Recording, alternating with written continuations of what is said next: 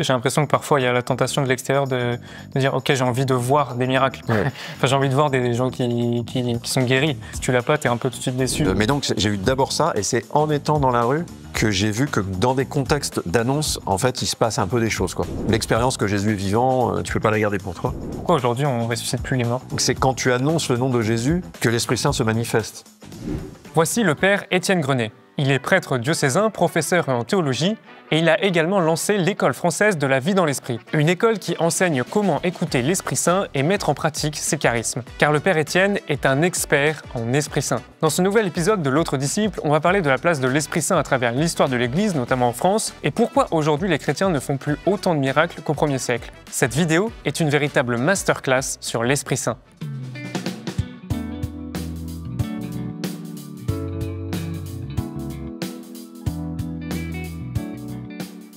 Merci Père Étienne d'avoir accepté notre invitation. On est vraiment très heureux de vous accueillir. C'est la première fois qu'on a à la fois un prêtre diocésain, un professeur en théologie et aussi un expert en Esprit Saint. Je ne sais pas si on peut vous appeler comme ça, t'appeler comme ça. Bah, pour les deux premiers, c'est objectif. Pour le troisième, on va voir. Parce que vous avez fondé, je tutoie, mais tu as fondé l'école, alors c'est l'école française dans la vie dans l'Esprit, c'est ça? La vie dans l'Esprit, oui. Okay. Oui. Et ça consiste en quoi exactement, du coup? C'est un parcours d'un an qu'on a lancé l'année dernière, donc là on démarre une deuxième année, qui est une proposition d'offrir un itinéraire de formation à la vie spirituelle pendant un an avec, ce qui caractérise un peu, c'est aussi une ouverture à la dimension charismatique. Donc à la fois, c'est pas exclusivement ça, mais ça intègre ça, donc c'est peut-être un peu l'originalité de ce parcours-là. Parce que du coup, en 2019, c'est l'archevêque de Paris qui te fait confiance et te nomme à la tête de ce qu'on appelle le pôle mission, donc qui est un peu, tu peux expliquer un peu ce que c'est rapidement, pôle mission en 3 mots? Ouais, alors, en fait, il y avait rien à ce moment-là, donc il me demande il y avait feuille blanche un peu avec une petite feuille de route de pouvoir accompagner les fidèles et les paroisses dans leurs initiatives missionnaires. Et puis peut-être repérer des choses existantes. Et le troisième élément, c'était de tester ou d'expérimenter des initiatives. Et là, c'est ça qui s'est un peu passé. Donc aujourd'hui, en gros, le pôle mission, c'est un centre de formation avec différentes composantes, dont cette école, mais il y a des choses beaucoup plus light, quoi, de une soirée, 2 soirées, 3 soirées. Et puis, c'est aussi un lieu où on essaye de tester des choses pour être missionnaire. Vraiment, je dirais l'étape 1, qui est je dialogue avec ma boulangère ou mon collègue de bureau, où je fais de la mission de rue, c'est un peu ce registre-là. Et puis le deuxième, c'est première invitation, à quoi je peux inviter. Voilà, donc on essaie aussi de réfléchir à ce que j'appelle des lieux seuils, le premier lieu où on peut inviter quelqu'un, avec qui on a déjà, on pourrait dire, une discussion qui est en place, quoi. J'imagine que c'est la question de plein de jeunes aujourd'hui, dans les aumôneries, enfin dans les jeunes aujourd'hui, comment on invite des amis justement à ce genre d'événement, comment on invite des amis parce que la messe, ça peut être un peu parfois... la marche, elle est la marche est haute, t'as tout le côté tradition qui est difficile à comprendre, tout ça. Donc ce sera hyper intéressant d'en discuter un peu plus avec toi. Et on voulait se poser une première question, c'est en fait à quel moment de ta vie tu as réalisé que l'Esprit Saint c'était quelque chose d'incroyable et que tu avais envie d'investir un peu plus dessus, parce que du coup, si tu es là aujourd'hui, c'est que tu t'es intéressé à cette troisième personne de la Trinité. Est-ce qu'il y a un moment où tu dis « Ah, mais en fait, c'est vraiment incroyable, tous les miracles, tout ce que l'Esprit Saint peut faire » Oui, il y a eu un moment où j'ai réalisé quand même qu'il pouvait y avoir une puissance agissante du Saint-Esprit. Alors forcément, ça fait réaliser que l'Esprit Saint est vraiment là. Voilà.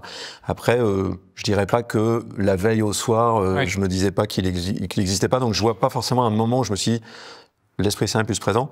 En revanche, oui, il y a eu un moment où c'était après mon ordination, où il y avait déjà eu on pourrait dire du frétillement sur la ligne. Déjà avant, il y avait des petits événements comme ça, un peu à répétition, puis il y a eu un moment où, en participant à une formation un peu plus large, vraiment spécifiquement sur les charismes, j'ai quand même vu qu'on pouvait, je dirais de manière un peu proactive,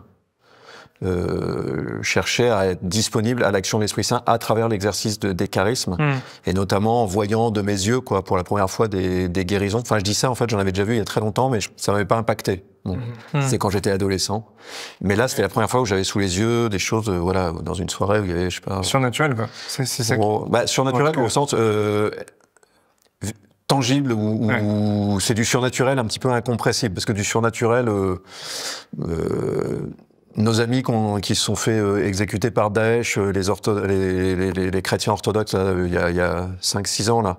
Là, on est dans du surnaturel plus, c'est le témoignage du martyr, donc qui est au-delà des capacités humaines personnelles. Donc, la charité, des gens qui s'occupent des pauvres, etc. On est dans le surnaturel, mais là, c'est du surnaturel spécifique, c'est un petit peu à travers des charismes extraordinaires, notamment la guérison. Mais je résiste un peu personnellement à l'alignement miracle égale surnaturel, dans le sens où le surnaturel, en fait, il est beaucoup plus large que ça, quoi. Toute la vie chrétienne engage le surnaturel sans arrêt. C'est ça. Et du coup, à ce moment-là, tu te dis, en voyant les guérisons, tu te dis que enfin, je sais pas, qu'est-ce que tu dis? Est-ce que c'est plus dans ta vie que tu veux que ça change, ou est-ce que c'est plus au niveau de l'église où tu dis, mais en fait, il y a davantage à faire autour de ça? Ouais, c'est-à-dire, en fait, autant que si je me souviens même assez précisément, c'est que je me suis dit, vraiment, je me dis, pourquoi on m'a pas parlé de ça avant? Voilà. C'est pour ça qu'aujourd'hui, j'ai un peu à cœur de porter aussi ce sujet, dans le sens où je me dis, mais moi, j'ai été grandi dans une famille chrétienne, avec des parents vraiment chrétiens, etc., mais eux-mêmes qui n'avaient pas tellement été initiés à ça, donc j'ai rien eu là, je suis pas dans le catéchisme, j'ai vraiment eu des gens sérieux qui m'ont formé tout, à qui je dois beaucoup de choses, hein. Rien de vraiment vraiment engageant là-dessus, et même au séminaire, en fait, alors que honnêtement j'ai énormément aimé, enfin tout ce que j'ai reçu des formateurs, il n'y a pas eu vraiment il a fallu attendre plus tard des moments où j'étais déjà un peu engagé dans la perspective missionnaire, puis en vivant un ou deux moments comme ça, où là je me suis vraiment dit, la sensation intérieure que j'avais, je me suis dit, mais en fait c'est comme si on me donnait un peu un deuxième poumon, c'est-à-dire le côté tu respires autrement, quoi. C'est-à-dire qu'en fait, oui, le bon Dieu peut abonder à l'action missionnaire qu'on est en train de mettre en œuvre, et en fait ça donne quand même de l'air, quoi. Donc mon premier moment, c'était de dire, mais c'est incroyable, quoi. Enfin, de me dire, en fait, ça c'est un peu une dimension en plus qui arrive, c'est-à-dire que sur un truc qui est déjà en place, quoi. Moi j'étais déjà quand même assez missionnaire, assez engagé là-dessus, mais là tout à coup tu dis, ah ouais, ok, ça. Je passais comme quand à la voile, je suis pas tellement voileux, mais cet été encore, à un moment, le gars, il y avait la grand voile qui est sortie, puis à un moment, il sort le spi. Bon, tu changes de vitesse. Enfin, il se passe autre chose. Alors, parfois, faut ranger le spi parce que sinon, faut pas tout le temps qu'il soit dehors. Mais à un moment, tu sais qu'en fait, t'as ça que tu peux sortir et tu changes l'allure, quoi. Voilà. Là, c'est un peu cette sensation-là que ça m'a faite. Je me dis, ah ouais, en fait, il se passe un peu autre chose. Donc là, c'est un peu un premier aspect. Et vraiment, l'autre deuxième aspect qui, moi, après, m'a énormément vivifié puis nourri intérieurement, c'est que moi j'aime beaucoup, enfin je suis passionné de la Bible, c'est ma formation non seulement au séminaire, mais après je suis prof de Bible, quoi, en gros, comme j'ai fait 15 ans que je suis dans les Écritures, même plus, et en fait de voir que quand tu as ces éléments-là, en fait il y a plein de passages bibliques qui s'éclairent, en fait, c'est-à-dire où tu dis, ah bah oui, en fait c'est de ça dont on parle, quoi. T'es pas forcément obligé de faire d'abord une interprétation un peu complexe pour rendre compte d'un passage. Tu dis, ok, c'est ça qui s'est passé. Quelque chose qui ressemble à un truc qu'on peut voir. Voilà, donc c'est ça aussi, je trouve intéressant, c'est que le développement de la dimension charismatique aussi de la vie chrétienne va, je sais pas comment dire, donner de l'ancrage dans les Écritures qui amène quelque chose de très... c'est très consolidant, quoi. C'est-à-dire qu'on est en prise un peu plus directe sur une partie des Écritures, quoi. Je sais pas si c'est clair ou... Ouais, carrément. Et ça, moi, c'est un truc qui m'a vraiment... ça a fait bouger quelque chose, quoi, intérieurement, dans l'ancrage dans les Écritures, quoi. Ouais, c'est bien ça. Mais du coup, ce pôle mission, c'est toi qui vas voir l'archevêque de Paris en lui disant, mais en fait, je sens qu'on doit aller plus loin, ou c'est lui qui vient te chercher? Non, c'est ça qui est intéressant, c'est que ça faisait quelques mois que je venais un peu de vivre ce truc-là, mais qui était enraciné ça faisait 10 ans que je faisais de la mission, quand même. Donc lui, je pense qu'il avait potentiellement identifié la première partie. Il savait pas ce que je venais de vivre, ou dans les mois et quelques, ou un peu plus quand même, récents. Du coup, c'est pas moi qui ai dit faut faire ça, quoi. Il est venu me rencontrer en disant mais démarre un truc, quoi. En 2019. Ouais, en 2019. Okay. Parce que toi en 2018, donc tu es prêtre diocésain, mais avant tu faisais quoi? T'étais juste en études. Non, je suis prêtre diocésain depuis 2007. Oui, c'est ça. Donc j'étais prêtre diocésain. Tu arrives à Paris en 2018. Non, j'ai toujours. J'étais déjà à Paris, tout ça, etc. C'est juste que c'est une nouvelle nomination, quoi. Ok, très bien. Donc j'étais en paroisse et puis il m'a dit bah tiens, en plus sur une paroisse, sur je sais pas. 3/4 temps, démarrer ça, quoi. Ok. Donc là, ça fait 5 ans que ça a commencé le pôle mission. Ouais. Et donc tu disais en introduction que c'était aussi pour tester de nouvelles initiatives missionnaires. Oui. Est-ce que dans ces 5 dernières années, il y a des initiatives, des choses qui sont mises en place, qui t'ont marqué, qui disent oula, là, il y a vraiment un truc intéressant de l'Esprit Saint? En fait, on se demandait si c'était plutôt le pôle mission qui reçoit des intuitions et qui les transmet aux paroisses, ou est-ce que c'est plutôt identifié dans les paroisses et se dire ah ça c'est cool, on pourrait le répliquer. Enfin ouais, je sais pas, comment vous testez en fait? Comment on teste? Ouais, il y a un peu les deux. C'est-à-dire qu'on a un parcours sur la transformation pastorale dans lequel on repère des initiatives et on essaye on fait une petite captation vidéo un peu dans ce goût-là, moins longue, et puis on essaye de faire parler les gens et ça peut en inspirer d'autres, quoi. Donc ça, on fait des choses comme ça. Et après, nous-mêmes, on essaye de tester, c'est assez simple, hein, et une des initiatives les plus fortes qu'on a et qu'on tient là depuis maintenant 3 ans et demi, c'est un petit rendez-vous tous les 15 jours à 2 pas d'ici, là, donc à Saint-Leu-Saint-Gilles, qui s'appelle l'Escale, et qui est une proposition pour des gens en recherche spirituelle. Voilà. Et ça, je sens vraiment... Du coup, en dehors de l'église, c'est que tu veux dire. C'est-à-dire des gens qui sont soit qui ont décroché, soit qui connaissent pas du tout, soit qui sont d'autres confessions d'origine. Donc de fait, il y a régulièrement des musulmans, alors forcément un peu ouverts à rentrer dans une église et entendre autre chose qui passe. Il y a plusieurs fois des personnes de confession juive. Et là, vraiment, ce que je sens qui vient de l'Esprit Saint, c'est que la démarche, c'est vraiment une démarche de décentrement, c'est de dire on essaye de rentrer dans la tête de quelqu'un qui est en dehors, et on se dit qu'est-ce qu'on peut lui offrir comme proposition où la personne, elle n'est pas face à une marche d'1,30 m, quoi. On dit vas-y, rentre, il faut qu'elle escalade un truc. Se dire, on lui propose comme une première petite marche qui est abordable. Et où la personne se sent... Moi, mon point d'attention, c'est vraiment de se dire que la personne, elle se sente légitime quand elle a passé la porte de l'église dans un truc qui est pour des gens comme elle. Voilà. Ça, c'est vraiment un peu le point qu'on a vraiment reçu dans le discernement et qu'on lâche pas trop. Voilà. Et même s'il y a pas on n'a pas un flux énorme, après, il y a toujours des belles histoires. Chaque semaine, on a des belles histoires. Donc, quand tu as un gars qui est très loin du truc, qui arrive et qui dit c'est vachement bien. Ça veut pas dire qu'il revient le coup d'après, donc c'est ça qui est un peu déstabilisant. C'est-à-dire nous, on aimerait bien que le gars il embraye. Voilà. Mais en fait, il y a une série de très belles histoires qui nous encouragent. Et puis, à un moment, l'année dernière, je me suis posé la question un peu de me dire bon, ok, ça fait 3 ans qu'on est là-dessus, c'est beaucoup d'engagement. Il y a un groupe musique qui fait de la super musique, mais qui bosse beaucoup.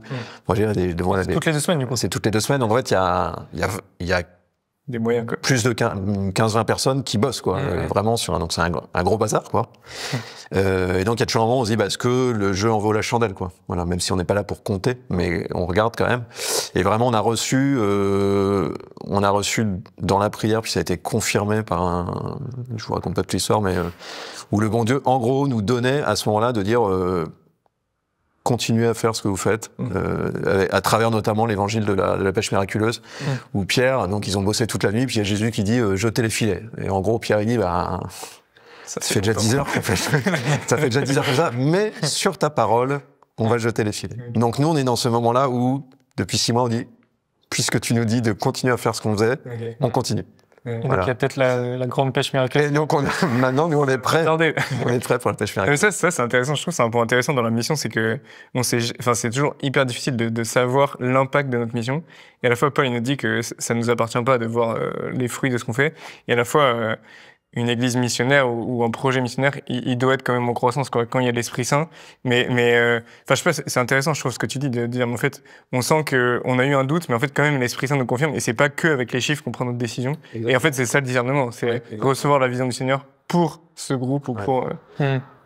Ça, c'est un point vraiment, moi, ça a été formateur pour moi, mais aussi, j'ai vu pour toute l'équipe, d'arriver dans un moment où, tu dis, à vue humaine, tu sais, à un moment, si tu fais de la data, du machin, un truc, tu dis, en fait, on va peut-être faire autre chose pour, ou alors, au minimum, tu challenges. Et là, oui, effectivement, il y a un discernement personnel. Après, on a fait un tour de table aussi avec certains, et on a vu que ça allait dans un certain sens. Et puis après, tu as une parole qui arrive, reçue, dans la prière. Et après, le truc qui était là vraiment du registre un peu charismatique, dans le sens signe extérieur, confirmation, c'est que j'ai quelqu'un qui m'appelle, et qui me dit tiens, j'avais eu une parole pour vous il y a 6 mois. Mais en fait, c'est hyper étrange que la personne m'ait pas donné cette parole-là. Et c'était l'évangile que moi j'avais reçu dans la prière. Ah oui. Voilà. Donc c'est sûr que... Et puis qui correspondait, je dirais, aussi à, globalement, un peu un ressenti de plusieurs. Et donc là, il y a un peu les 3 éléments qui nous assurent qu'en tout cas, on remet un jeton dans la machine. Parce qu'en fait, là, on sait qu'on doit être à cet endroit-là. Et donc, si on rentre dans la conduite spirituelle de projet, c'est-à-dire qu'on dit, là, on n'est pas que dans du discernement humain, on voit aussi que on peut recevoir une direction spirituellement. Parfois, on n'a pas tous ces éléments-là et il faut arbitrer un peu autrement quand est-ce qu'on continue ou pas. Il faut savoir arrêter des choses, je pense. Il faut savoir arrêter des choses.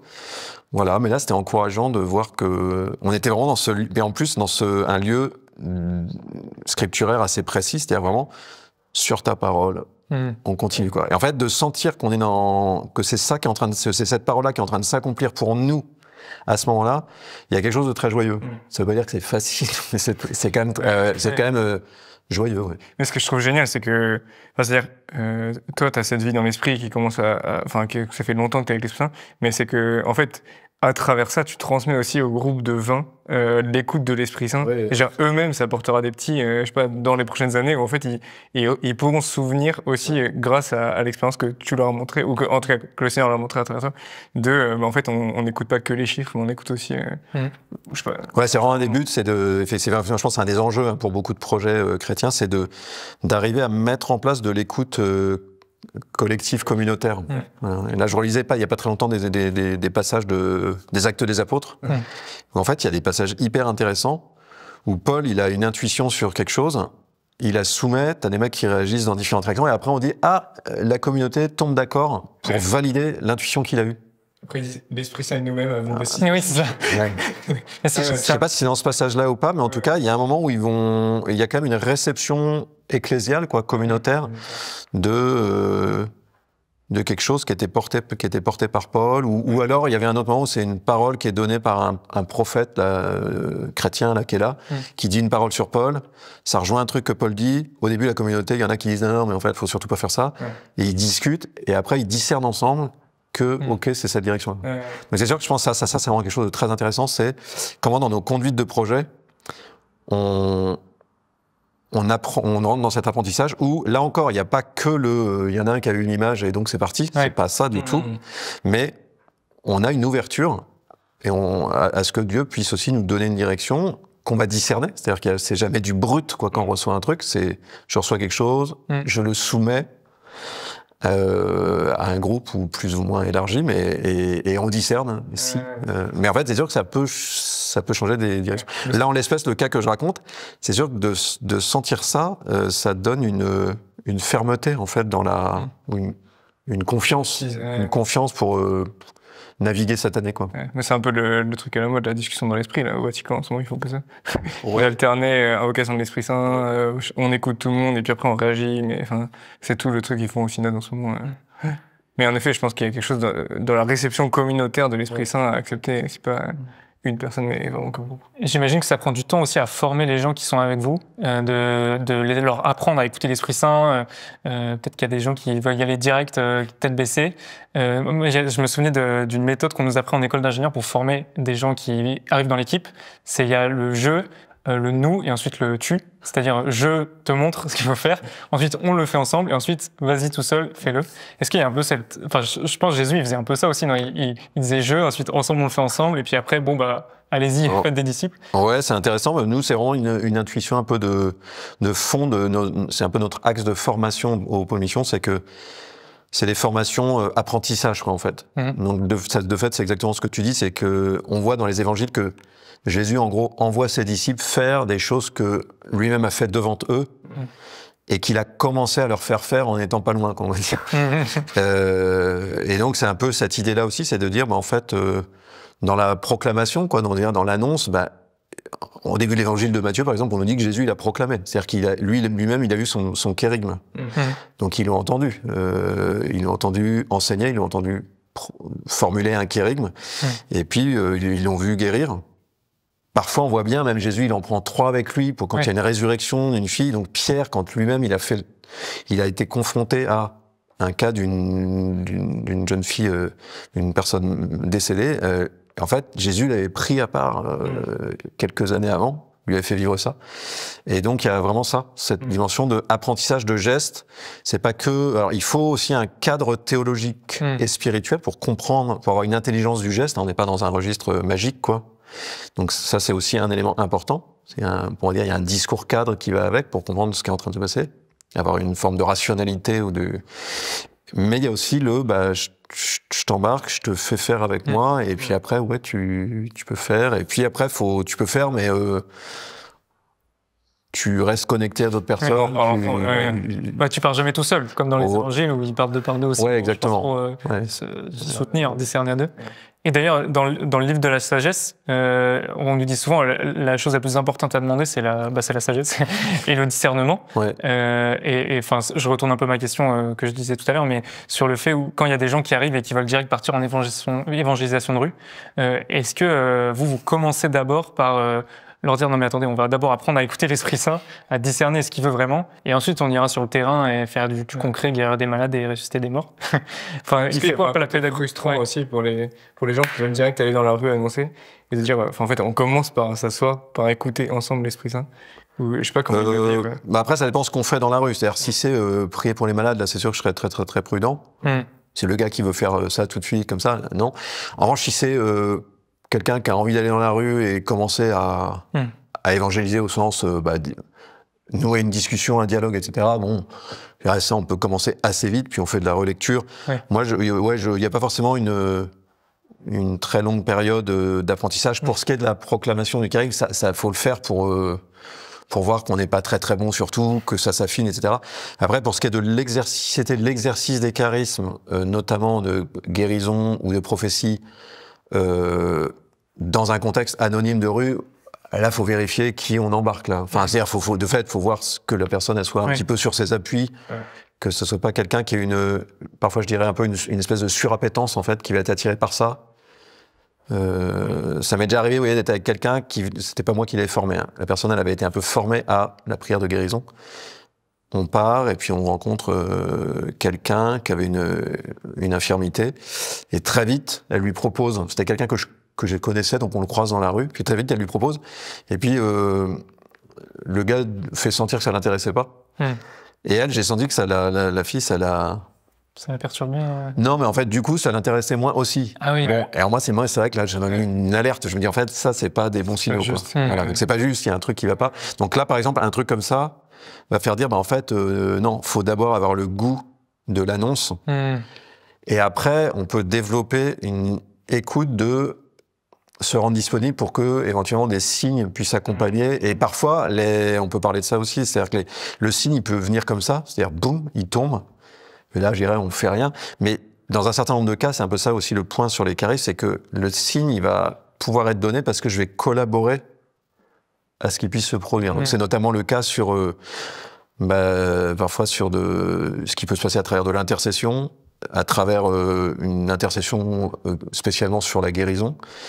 C'est le cas sur, on pourrait dire, une parole prophétique, où parfois je vais recevoir quelque chose qu'il va falloir que je vais communiquer alors d'une manière adaptée, etc.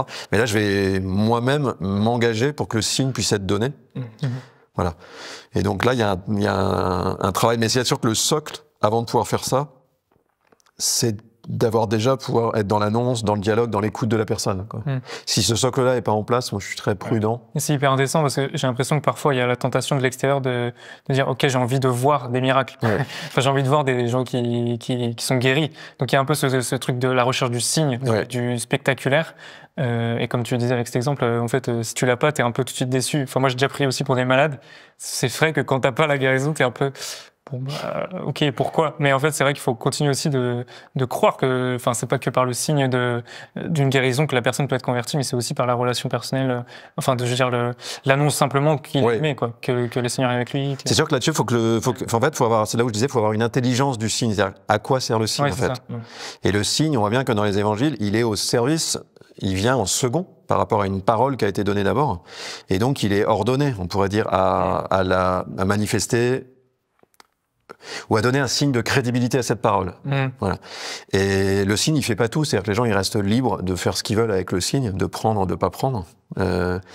Donc ça, je dirais, ça se voit à l'œil, c'est-à-dire qu'on, t'as des gens, ils peuvent avoir un truc, ils ont plus mal, et puis en fait, ils disent non, mais bon, du coup, je retourne faire mes courses, quoi. C'est-à-dire que ça les, voilà. Mais pour nous, je dirais, ce qui est surtout important, c'est-à-dire que les gens font ce qu'ils veulent, et ça, ils sont libres. Comme dans les évangiles, hein, il y en a un sur les 10 qui revient, et les autres, voilà, ils retournent à leurs affaires. Mais pour pour le missionnaire, on va dire, il y a vraiment faut être attention de sentir en fait ce que ça donne. Donc, pour les gens qui seraient un peu méfiants par rapport aux signes, je dirais, c'est important de repérer que c'est un espèce de point d'appui pour des gens du dehors. C'est-à-dire, faut se mettre dans la tête du gars qui est complètement en dehors de la foi. En fait, le gars qui est complètement en dehors de la foi, d'entendre Jésus-Christ, Fils de Dieu, machin, je veux dire, c'est un truc qui est... Alors pour un musulman, ils nous le disent direct, ils nous disent ton truc, c'est pas recevable.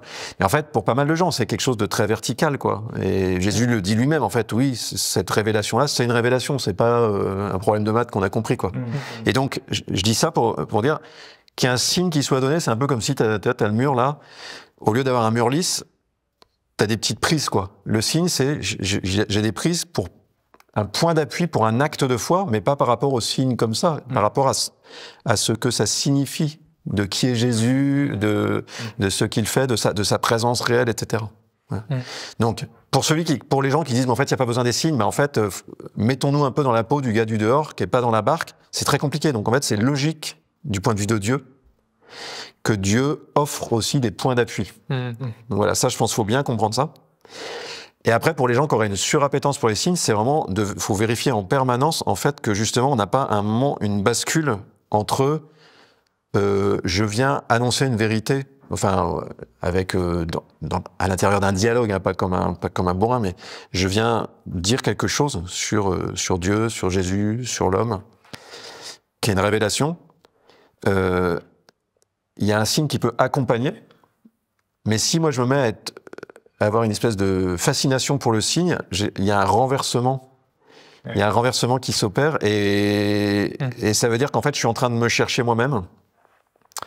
Et ça veut dire aussi du coup mais c'est quelque chose qui est à vérifier en permanence en fait, hein, parce que quand la guérison ne marche pas, il y a un peu moins de risques. Mais si ça commence à bouger un peu, c'est sûr qu'il peut y avoir un petit truc qui vient, quoi, une petite fascination.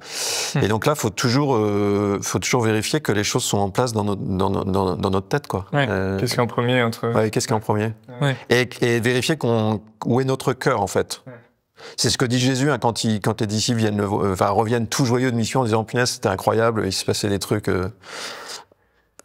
extraordinaires. Et Jésus leur dit ne vous réjouissez pas parce que les démons vous sont soumis, mais réjouissez-vous parce que vos noms sont inscrits dans les cieux. C'est-à-dire Jésus, les gars ils rentrent et il leur dit tout de suite où est-ce que moi je le traduis comme ça, c'est-à-dire où est-ce que vous mettez votre joie, quoi. Et donc il y a un critère de discernement, de relecture spirituelle, c'est-à-dire qu'est-ce qui est en train de se passer en toi, vérifie toujours, voilà. Ça reste. Il n'y a pas le moment où on est complètement formé par rapport à ça, parce qu'en fait, il y a toujours, c'est quelque chose qui est vivant intérieurement. Mais de même que quelqu'un qui serait un prédicateur qui devient successful sur Internet ou sur quoi, il y a le moment où la joie du cœur peut bouger aussi. Donc, ce critère, il n'est pas spécifiquement lié à ces charismes-là, il est plus large. De toujours vérifier est-ce qu'on est dans la relation avec Dieu, ou est-ce qu'il y a un truc qui se replie sur soi, quoi. Et c'est quoi ton quotidien avec l'Esprit Saint? Est-ce que tu fais par exemple de l'évangélisation de rue tous les jours ou comment toi tu t'es formé aussi à ça? Comment ça a commencé un peu quand tu t'es dit ok l'Esprit Saint c'est incroyable, il faut que j'y aille? Est-ce que tu es direct allé dans la rue ou comment tu t'es formé? C'est quoi ton quotidien aujourd'hui? C'est plutôt l'inverse, c'est plutôt en étant dans la rue. C'est pour ça que moi c'est en place comme ça dans mon histoire. C'est plutôt en étant alors dans la rue parce que comme prêtre, j'ai pas trop de collègues de boulot non chrétiens, donc si je veux rencontrer en fait des non chrétiens, faut que j'aille provoquer un peu les trucs. Alors ça peut être en allant faire mes courses, mais une fois que j'ai acheté ma baguette, j'achète pas des trucs tous les jours. Donc en fait il y a un moment, c'est pour moi en tout cas, puis ça me correspond. Enfin je suis très à l'aise là-dedans, voilà. Mais donc j'ai eu d'abord ça, et c'est en étant dans la rue que j'ai vu que dans des contextes d'annonce, en fait, il se passe un peu des choses, quoi. Donc c'est là où ça a commencé à bouger. C'est pas en étant dans ma chambre où ça a commencé à bouger, je me suis dit, il faut que j'aille dehors. ça, c'est plutôt des épisodes antérieurs dans ma vie, à travers la découverte de la vie d'oraison. Ce serait plutôt en lien avec la présence du Christ, quoi. Voilà. Et donc, la deuxième étape, c'est plutôt celle de dire, en fait, l'expérience que Jésus est vivant, tu peux pas la garder pour toi. Ce serait un peu vraiment ma espèce de conviction. C'est-à-dire qu'à un moment, si dans la prière, dans l'intériorité, tu fais une expérience un peu forte, il y a un moment où Jésus te fait sentir qu'il dit, c'est bien, mais c'est pas que pour toi, ça. Et donc, faisant ça, il y a un moment où on est confronté positivement, à l'expérience que c'est un peu la finale de Marc. C'est-à-dire que quant à eux, ils annonçaient, ils annonçaient en tout lieu la parole. Le Seigneur, travaillant au milieu d'eux, il confirmait la parole par des signes qui accompagnaient. Donc ça, moi, c'est un truc, au fond, je peux dire, j'ai fait cette expérience-là, que Jésus dit, ouvre la bouche, quoi. Et ouvrant la bouche, je m'aperçois que le Seigneur travaille, en fait, fait des choses. Voilà. Et le premier temps, ça a été un peu ce que j'évoquais avant, c'est que dans un premier temps, c'est des signes. Donc ça va être, tu sais, tu discutes avec quelqu'un, un peu, avant-hier, j'ai eu ça, tu discutes avec une fille, puis au bout d'un moment, dans la discussion, elle s'arrête, puis elle dit, c'est marrant que vous me tombiez dessus, parce que elle me dit, justement, elle me dit, alors là, c'était ces jours-ci, c'était pas il y a 10 minutes, quoi, mais c'était ces jours-ci, je me disais qu'il faudrait que je retourne dans la messe. C'est quelqu'un qui va plus du tout. Mais c'est quelqu'un que t'as abordé comme ça? Dans la rue, quoi. J'étais dans la rue en mission avec quelqu'un, on discute, et au bout d'un moment, elle te dit ça. Donc là, c'est des petits signes. Alors, on peut toujours dire, c'est du pur hasard, voilà. Mais on peut devenir attentif, on se dit, tiens, en fait, il y a souvent, tu vois, en mission, des trucs comme ça, où tu vois qu'il y a une espèce d'alignement ou de résonance par rapport à ce que tu dis. Ouais, voilà, etc. Le gars, tu vois, l'autre jour, après c'est pareil, est-ce qu'on est sûr à 100% que ça vient de... Mais tu vois, on tombe sur un gars, un Portugais de passage à Paris, etc. On commence à discuter, puis il dit, ouais, moi je suis en train de me faire mon chemin spirituel, mais voilà, j'essaye d'avancer et tout. Et puis, en fait, je lui dis, mais tu fais quoi comme études, etc. Bon, il avait fait la même école que moi. Bon, là, ça peut être du hasard, mais je veux dire, tu peux avoir des moments où tu lui dis ça, et j'ai vu, ça a ouvert un truc, et puis, dans la foulée, là, il a dit lui-même, c'est peut-être pas par hasard qu'on se rencontre. Il peut y avoir des choses comme ça, des espèces de synchronicité. Ou des portes, quoi. Le gars qui vient de dire, je venais de demander à Dieu, et puis tac, vous arrivez 3 minutes après. Donc là, c'est plus flagrant, quoi. Donc, je veux dire, il y a eu le moment où tu vois des choses un peu comme ça. Parfois, le moment où tu parles, c'est-à-dire toi, tu dis juste un truc et la personne, elle ressent des choses. Donc là, c'est pas moi qui les ai produites. Je donne un exemple. J'aborde 2 jeunes, c'était des Indiens d'Inde, donc. Je les interpelle, on discute, et j'étais tout seul parce que j'étais devant l'église, on était un nombre impair, donc j'étais resté tout seul. On discute, etc. Ils venaient de se faire sortir de l'église parce que on était en train d'installer la crèche, donc on fermait l'église. Voilà. Donc eux, ils étaient verts parce qu'ils étaient venus ils avaient fait 1 heure de voyage depuis la banlieue pour venir dans l'église. Ils étaient hindous, donc ils n'étaient pas cathos, mais ils voulaient, parce qu'ils aiment bien la Vierge Marie, donc ils voulaient venir prier. Ils avaient regardé sur Internet. C'est incroyable. Ils rentrent, alors on discute, et je leur dis, moi j'ai des clés, je peux vous rouvrir si vous voulez. On re-rentre dedans, etc. On prie avec eux. Les autres rentrent de mission, donc on termine de prier avec eux. Donc c'était assez marrant. Le gars, lui, il avait des questions. Le gars m'avait posé des questions hyper fines pendant le truc. Tu vois, j'étais impressionné de son intelligence théologique, on pourrait dire. Bon, donc je leur ai fait une espèce de petite catéchèse pendant un beau dialogue catéchétique, quoi, pendant un quart d'heure. C'est pas tout le temps qu'on a. Et à la toute fin, la fille, elle allait partir, puis elle dit, c'est marrant parce qu'en fait, quand vous nous avez abordé, elle dit, normalement, nous, quelqu'un qui nous aborde dans la rue, c'est une niette, quoi. Et elle dit, là, c'est comme s'il y avait une voix en moi qui disait, écoute ce qu'il a à te dire. J'étais comme ça, j'étais en truc, elle a dû croire que je venais lui taper du fric, quoi, au début. Hein. Ah oui. Et elle dit, j'ai eu cette voix intérieure. Et ça, c'est des trucs qui arrivent. J'ai déjà eu plusieurs fois des gens qui me disent, à la fin, tu vois, au bout de 20 minutes, ils disent, au début, quand vous êtes arrivé, il y a un gars, une fois, comme ça, il me dit, normalement, 2 gars qui viennent me voir, c'était un musulman, il a dit, jamais, quoi. Et il dit, là, il y a un truc qui m'a empêché de vous dire non. Mais le gars, il te le dit au bout de 20 minutes. Donc là, tu as le signe qui est donné, auquel tu n'as pas participé. Et le niveau 3, un peu, c'est parfois, le bon Dieu va, toi, te donner quelque chose que tu vas avoir à donner à la personne. C'est-à-dire qu'il va te faire collaborer à l'émergence du signe. Donc il y a un peu ces 2 cas-là. Enfin, il y a l'annonce. Il y a, dans le cadre de l'annonce, le bon Dieu qui te montre qu'il se passe que lui, il est en train de faire des trucs dans les cœurs. Le gars qui dit, mais moi, j'ai entendu... comme une voix intérieure qui me disait ça. Et la fille, tu vois, la fille hindoue, elle était là. Ça m'arrive jamais. Quoi, ouais, mais qu'est-ce qui m'est arrivé, quoi, en fait. Et pareil, le gars musulman, il me dit, mais lui, c'est quoi ce truc, quoi.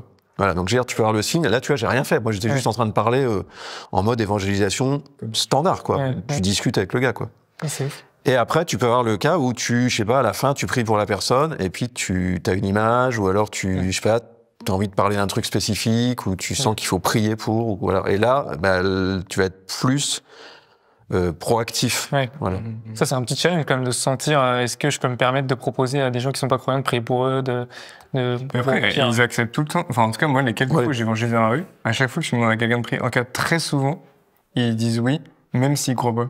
Ouais. Après, parfois, ils osent pas en direct, ils disent, pour moi, chez toi. Mais c'est vrai qu'il y a vraiment des refus. Ton quotidien, c'est quand même beaucoup d'évangélisation. J'ai pas répondu. Non, je vais tous les jours. Ma discipline, on va dire, c'est 2 fois par semaine une mission de rue. Ce qui est un peu, voilà, c'est à la fois beaucoup et on pourrait dire pas beaucoup. Et puis parfois il y a des occasions qui se présentent, je sais pas, tu prends le train, machin, etc. Voilà.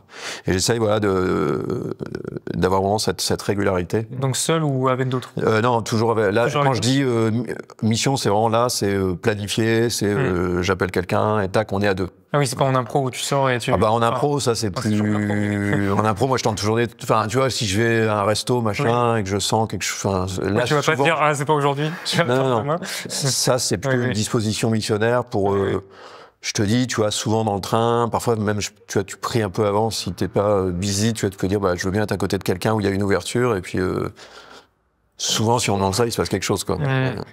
Donc là, c'est plus large, quoi. C'est le cadre un peu plus large, On voulait aborder avec toi le sujet de la place de l'Esprit Saint dans l'Église aujourd'hui, et notamment dans son histoire aussi, parce que du coup, on voit dans les Actes des Apôtres que l'Esprit Saint est hyper présent. Enfin, ils parlent que de ça, avec la Pentecôte, tout ça.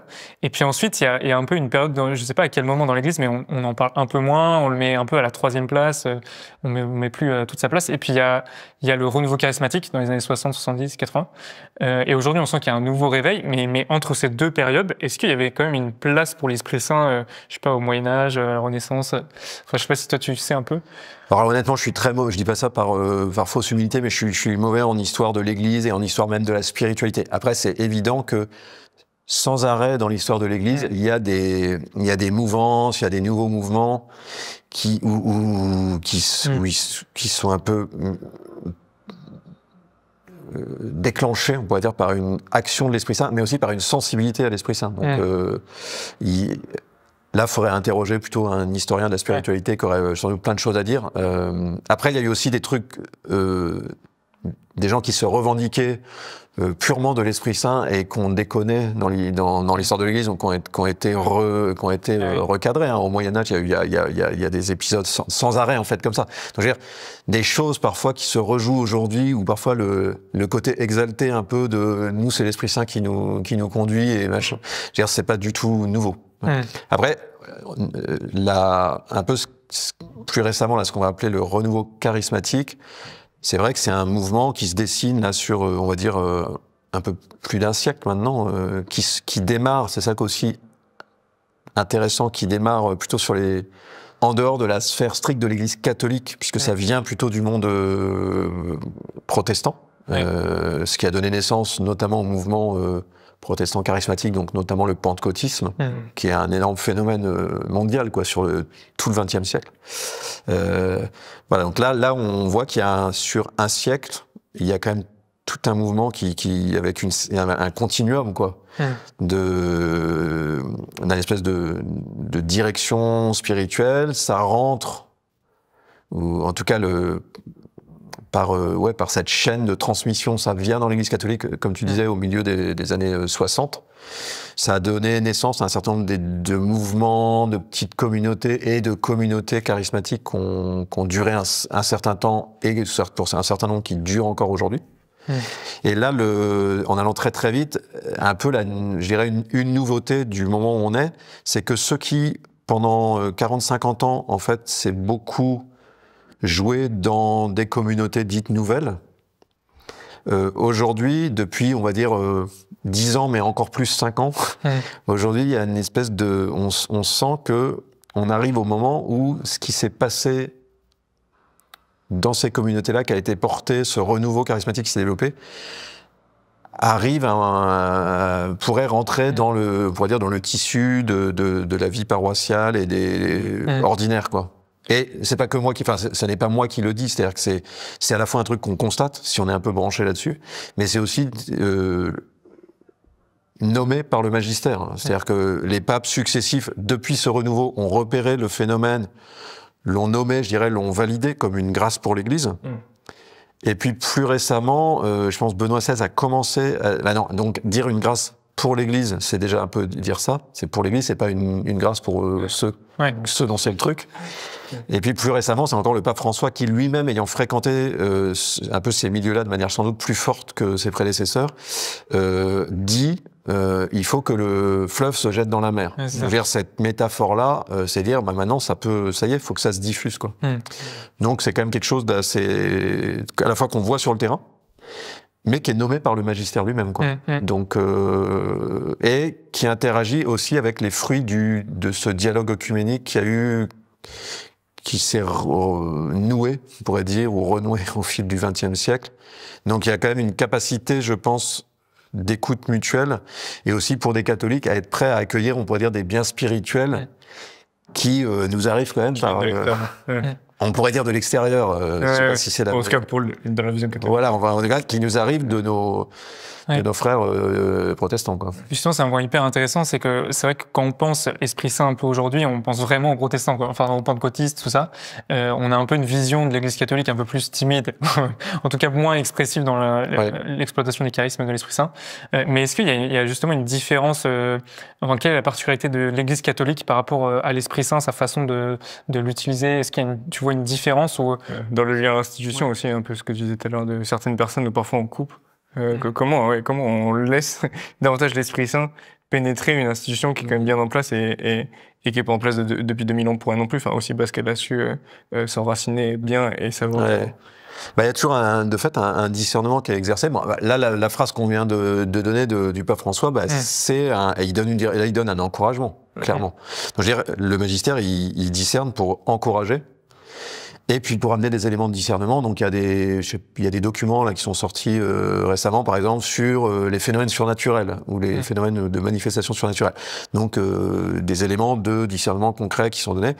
Et c'est vrai qu'il y a un principe hiérarchique aussi dans l'Église qui fait que à un moment un évêque, localement, va pouvoir aussi statuer, intervenir, dire une parole pour encourager, corriger le cas échéant si voilà. Donc après, est-ce qu'il y a, ça serait quand même un marqueur du catholicisme, c'est-à-dire que c'est vrai que dans le monde protestant, si t'es pas d'accord avec le voisin et tout, ils ont du discernement communautaire, dont on a déjà parlé tout à l'heure. Donc ça, je pense qu'ils l'exercent et tout. Mais il y a un moment, tu peux aussi te dire bon, je me barre, je fais mon truc, quoi. Et tu peux démarrer entre guillemets, tu peux démarrer ta boutique, quoi. Tu peux démarrer ton. Alors, je dis pas qu'il n'y a pas du tout ça dans l'Église catholique, parce que tu peux démarrer quelque chose, mais il y a un moment où aussi l'Église peut dire, en fait, ça, c'est pas catholique, quoi. Ou bien, ça, on met un coup d'arrêt sur... Alors parfois, on a vu, il y a des exemples nombreux aujourd'hui pour dire qu'on a justement parfois manqué de discernement sur un certain nombre de situations qui pouvaient être déconnantes et où on n'a pas su non plus intervenir. Donc, je veux dire, c'est que le principe du discernement hiérarchique n'est pas un processus ISO 9007 où du coup il y a zéro défaut derrière. Donc, et puis je pense qu'il faut croire aussi que l'Esprit Saint il agit aussi dans la tête des responsables dans l'Église catholique, quoi. Enfin, c'est pas tout le temps l'Église qui fait que couper non plus, quoi. Enfin, nous, on en est témoin ça, et l'Église nous encourage dans un truc qui nous est donné à nous, où l'Église nous a pas envoyé, et pour autant, elle nous encourage. Donc, le truc, il faut croire que l'Église, que l'Esprit Saint, il pénètre aussi par le haut pour redescendre. Ça, c'est un peu dans les deux sens. Un marqueur, je pense, un marqueur, il y aurait, c'est déjà de voir cette fonction de la hiérarchie qui est double. Il y a le fait d'être relié à l'Église tout entière. En fait, c'est vrai que je pense dans le monde protestant évangélique, t'es moins sensible. Comme il n'y a pas de magistère commun, tu vas moins être sensible à ce qui se passe aussi un petit peu partout ailleurs et d'être dans la communion d'ensemble. Enfin, je dis ça, peut-être qu'un évangélique hurlerait en m'entendant, mais j'en côtoie un petit peu. Je vois bien qu'il y a moins ça dans dans la conscience. Et puis l'autre élément, c'est quand même que, je dirais spécialement dans le monde évangélique, il y a moins, ou voire très très peu, d'épaisseur d'une tradition. Où on dit, bah ok, pour amener du discernement, on va voir, c'est-à-dire comme on est par rapport à une tradition. C'est pour ça qu'il faut faire attention à pas surjouer le renouveau charismatique, quelque chose d'absolument nouveau, parce que sinon, non, il y a des éléments antérieurs, c'est-à-dire les trucs, le côté, le chant en langue, en fait, calmons-nous, parce que pour des gens de l'extérieur, ça peut paraître hyper bizarre. Bon, Saint Paul, il dit déjà des choses comme ça.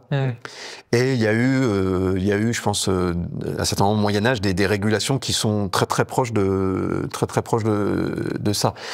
Donc en fait, c'est aussi une force d'avoir une tradition dans laquelle, en fait, beaucoup des questions auxquelles on est confronté, on regarde, en fait, c'est des trucs qui ont déjà été travaillés, quoi.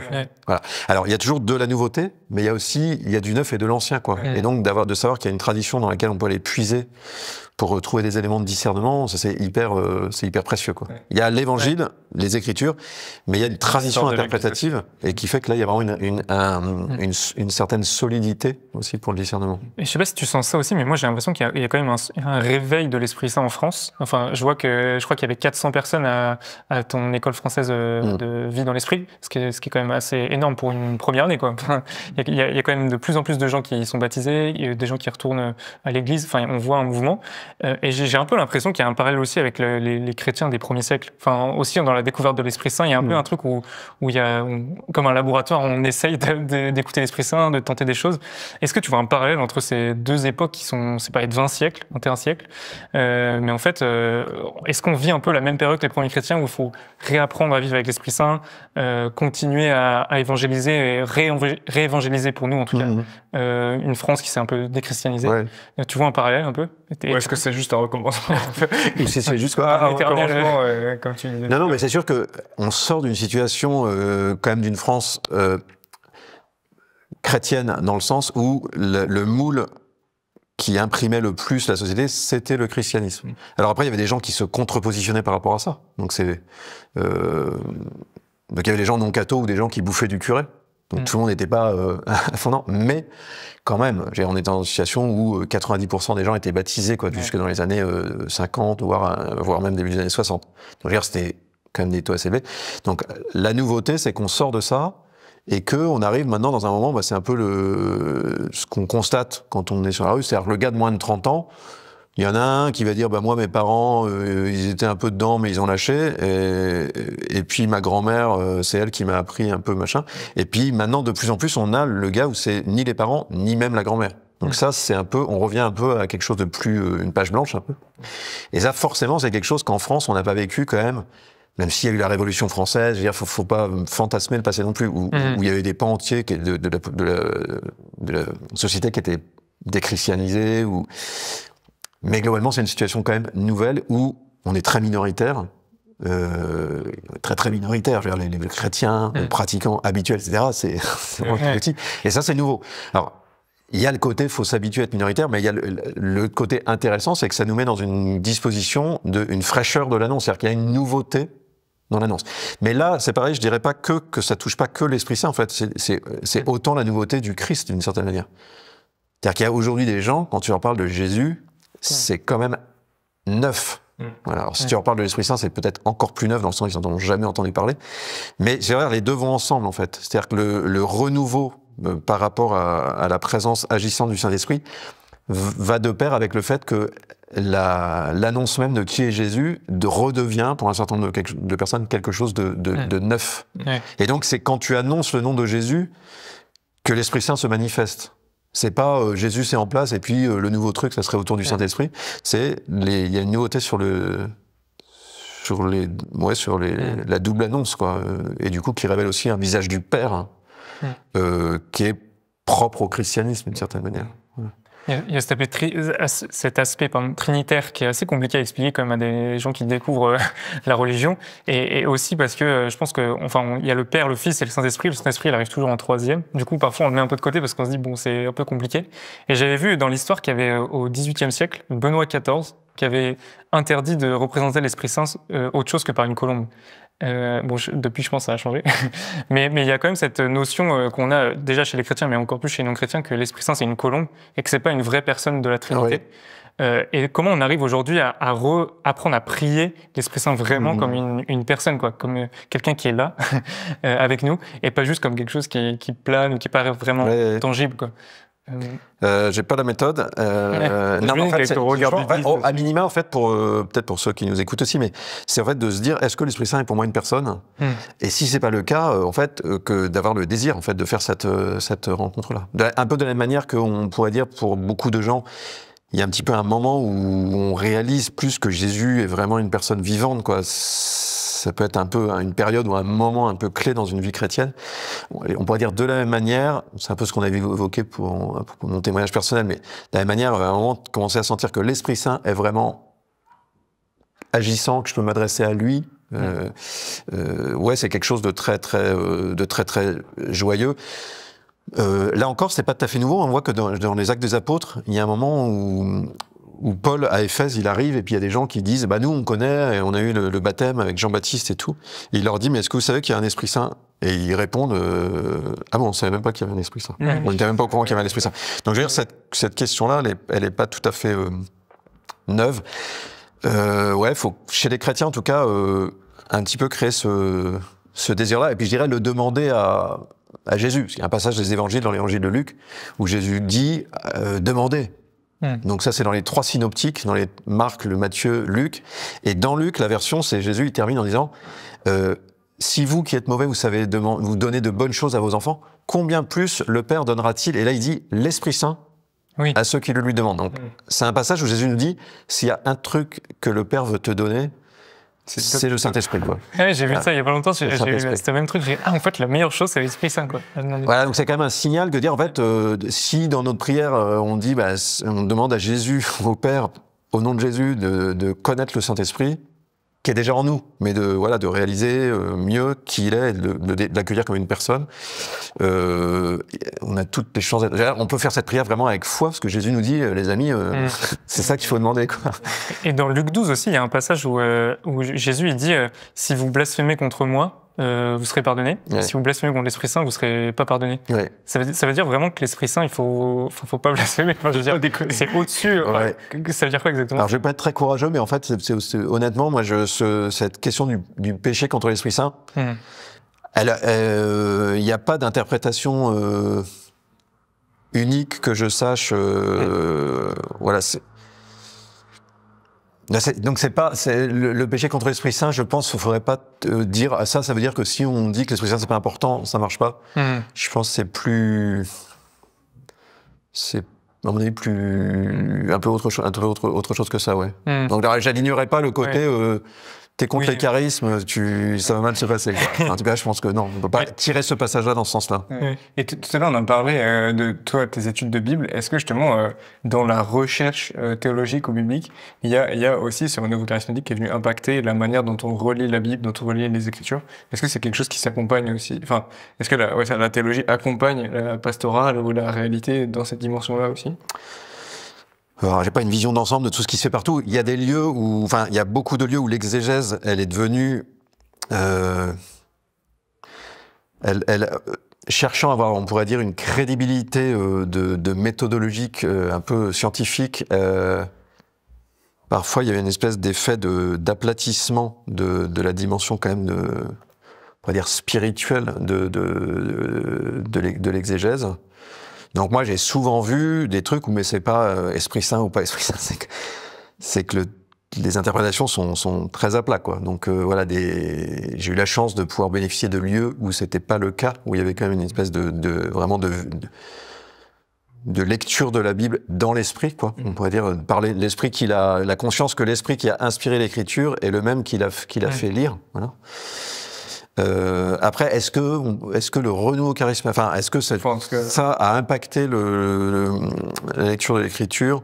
C'est sûr que Vatican II a quand même amené je pense de la nouveauté dans la manière de réinvestir aussi la parole de Dieu, je dirais, une conscience plus vive que le peuple chrétien doit se nourrir de cette parole, la connaître, et justement, du coup, dans la présence de l'Esprit, pouvoir la recevoir comme une parole nourrissante, vivante.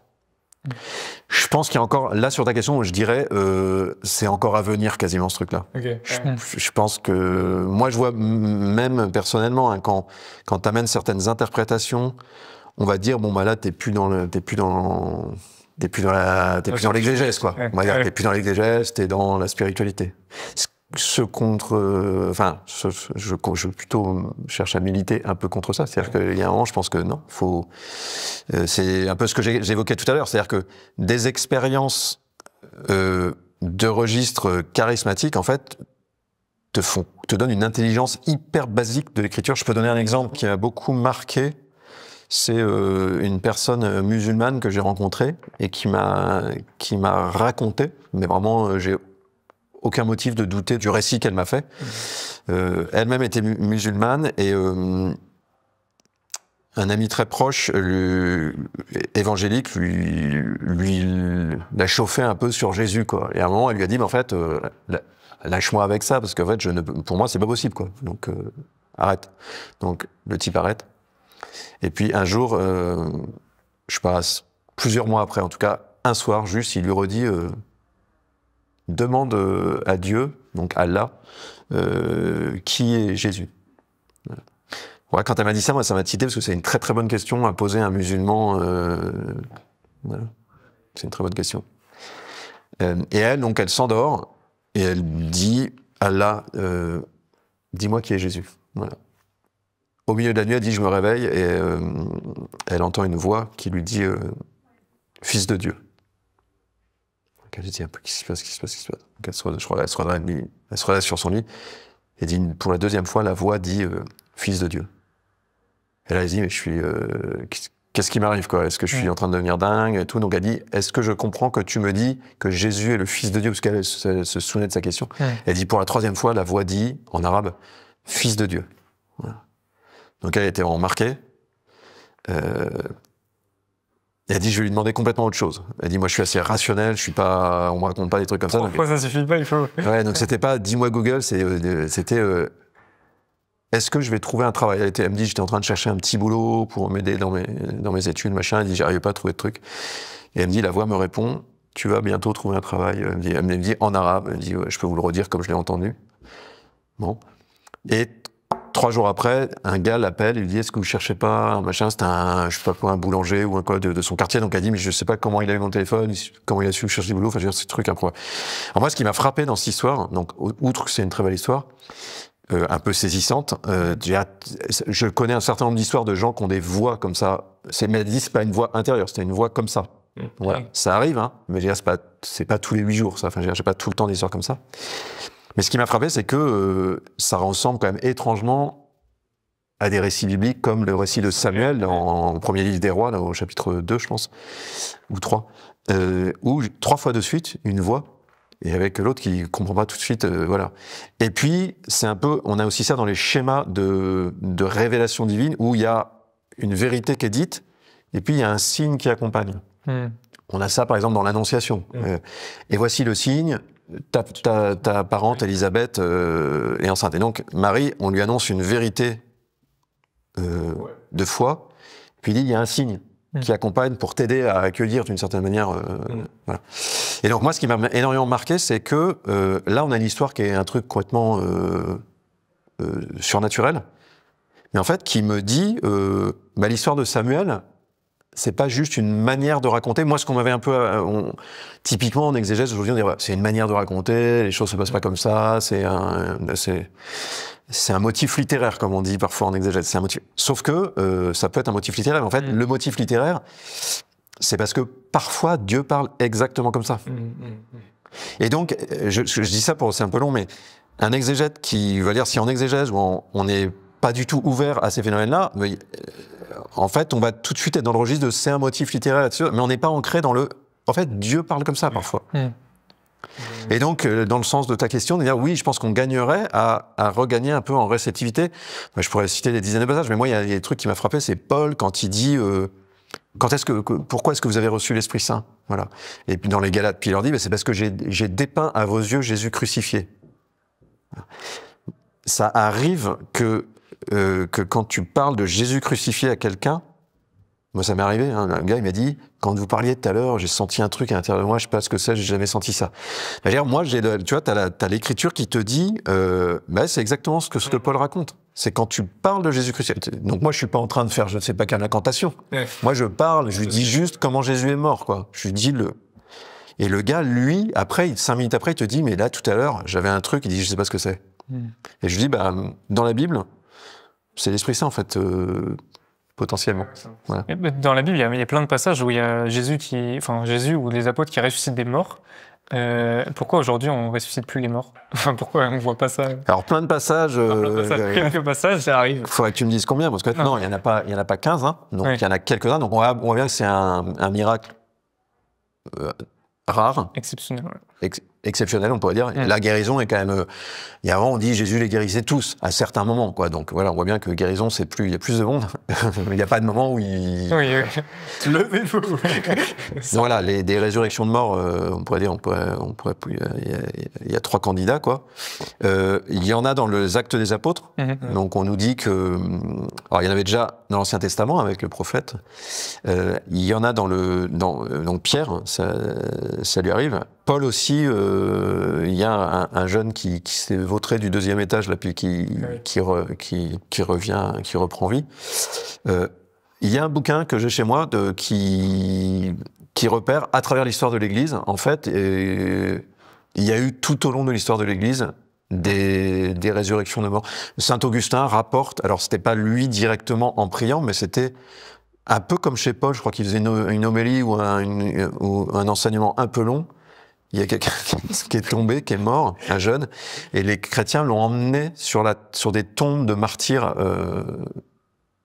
Où est-ce que c'était? Je ne saurais pas dire à ce moment-là. Et l'enfant est revenu à la vie. Et à partir de ce moment-là, ça lui a fait un déclic de ce qu'on m'a raconté. Saint Augustin, il raconte ça, je ne sais plus dans quel ouvrage, et il a compris en fait que les miracles qui pensaient être réservés à l'âge apostolique était toujours d'actualité. Donc lui-même, Saint Augustin, c'est un cas intéressant. Oui, il a eu un déclic. Il a eu un déclic au début, il était un peu en mode ce que sont un certain nombre de personnes aujourd'hui. En fait, non, c'était pour le début. Et puis aujourd'hui, on est dans une autre période. C'est ça, j'ai vu un cardinal qui disait ça, que l'Esprit Saint c'était réservé aux premiers apôtres et qu'aujourd'hui, c'est plus d'actualité. Pas l'Esprit Saint. Je pense que le cardinal, il va dire le mode, il y a des miracles, quoi. Pour attester la vérité de la révélation. Mais en fait. Mais je pense souvent les personnes qui parlent de ça, c'est un déficit d'une expérience de quand tu annonces, il se passe des choses. Ce que j'évoquais tout à l'heure. C'est-à-dire quand tu annonces à une fille hindoue et qu'elle te dit j'ai entendu une voix à l'intérieur qui me disait qu'il fallait que je t'écoute, tu sens en fait. Voilà. Et à partir de là, tu peux comprendre que, oui, en fait, toi-même, tu vas pouvoir, peut-être que si elle avait eu un truc, on aurait pu prier, et puis peut-être qu'il serait passé quelque chose. Mais donc, aujourd'hui, tu affirmes qu'on peut ressusciter des morts encore aujourd'hui ou...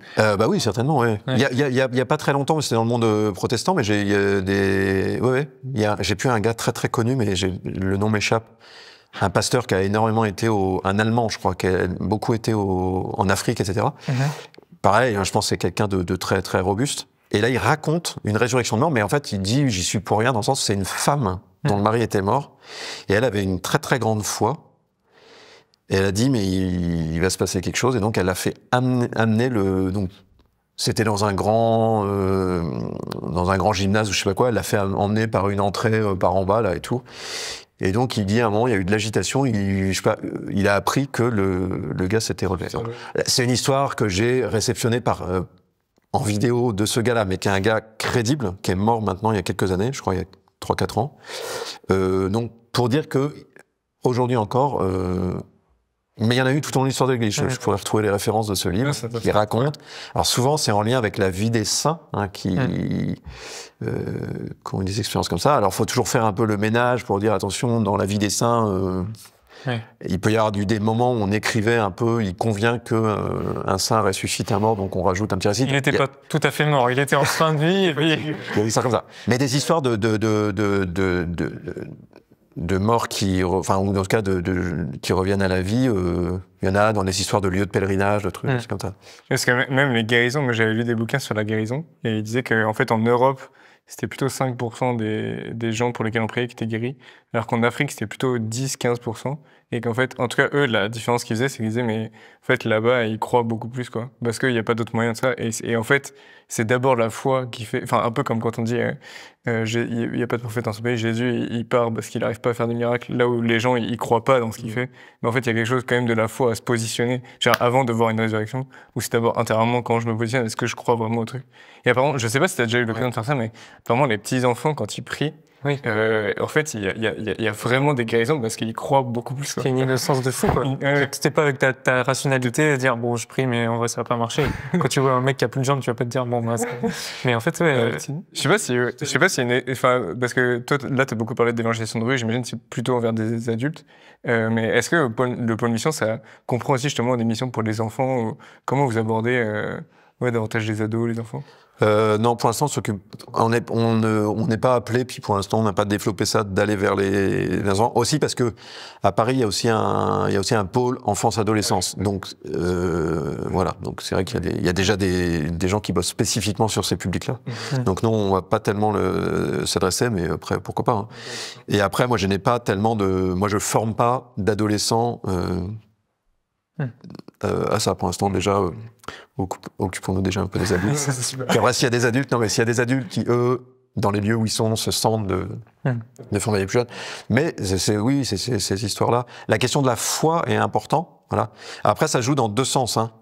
C'est-à-dire que les gens, les cultures où il y a une grande foi on va dire, dans le surnaturel, au sens un peu restreint de tout à l'heure des choses extraordinaires, c'est sûr que ça rend plus disponible.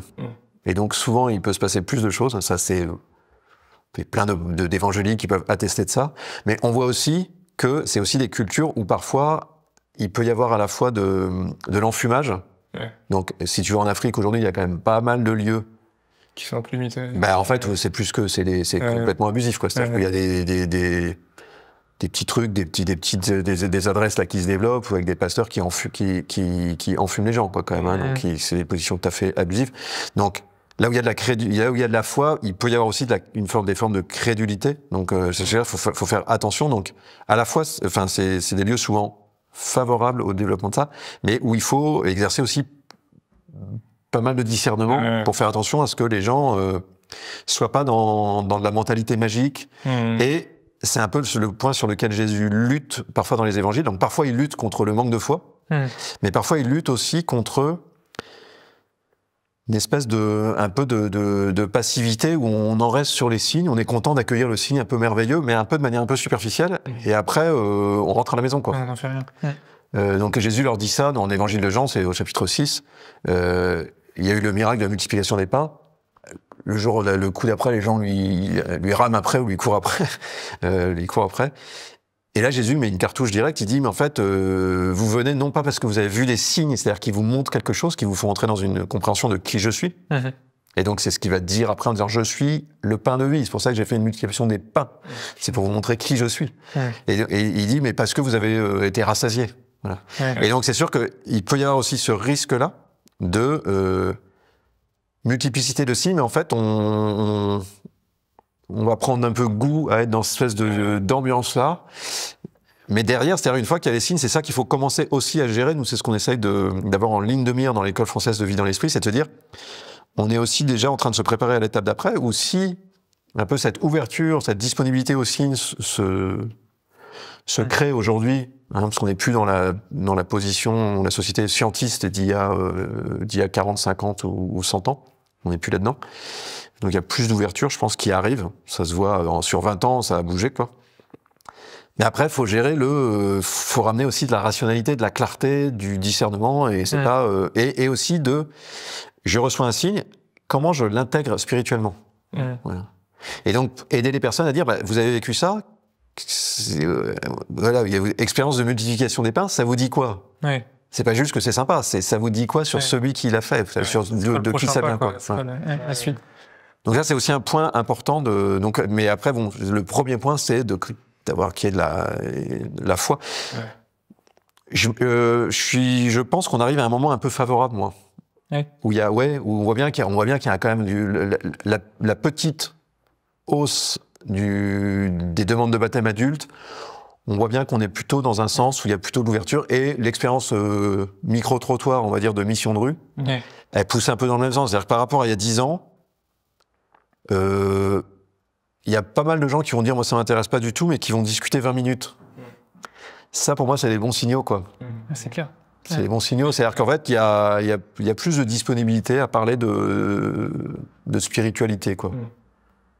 Et moi, en tout cas, tout ce qu'on se dit depuis le début, j'ai l'impression que tout est un peu lié, quoi. Qu'il y a un truc où on reçoit davantage l'Esprit Saint parce que l'Église accepte peut-être davantage sa faiblesse ou accepte de se recevoir davantage de l'Esprit Saint.